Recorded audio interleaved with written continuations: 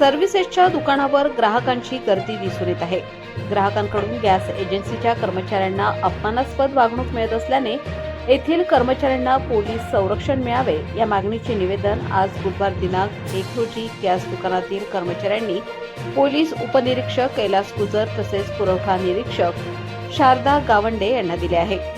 निवेदनाचा आशय असा की देवळा येथील अर्जुन सागर गॅस सर्व्हिसेसच्या मार्फत ग्राहकांना घरपोच सिलेंडर मिळत असून सिलेंडरच्या कृत्रिम टंचाईमुळे दुकानावर ग्राहकांची सध्या गर्दी होत आहे. यामुळे कामाच्या ठिकाणी आम्हाला सतत विविध प्रकारचा त्रास सहन करावा लागत आहे. ग्राहकांकडून आम्हाला शिवीगाळ केली जाते, अवमानकारक भाषेत बोलले जाते, तसेच आमचे व्हिडिओ क्लिप तयार करून सोशल मीडियावर व्हायरल केले जातात. सिलेंडर वितरणाच्या कामात अडथळे निर्माण केले जातात, जीवे मारण्याच्या धमक्या दिल्या जातात. तसेच नोटीस बोर्ड फाडून टाकणे, डिलिव्हरी वाहनांचे टायर पंक्चर करणे, वाहनांची कागदपत्रे जबरदस्तीने तपासणे असे प्रकार घडत आहेत.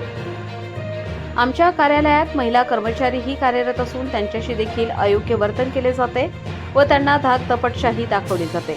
त्यामुळे आमच्या कामकाजावर गंभीर परिणाम होत असून आमच्या सुरक्षिततेचा प्रश्न निर्माण झाला आहे. याची दखल घेऊन सकाळी 8 वाजल्यापासून कार्यालय बंद होईपर्यंत आमच्या गॅस एजन्सी येथे आवश्यक ते पोलीस संरक्षण उपलब्ध करून द्यावे व संबंधितांवर योग्य ती कारवाई करावी अशी मागणी निवेदनाद्वारे करण्यात आली आहे.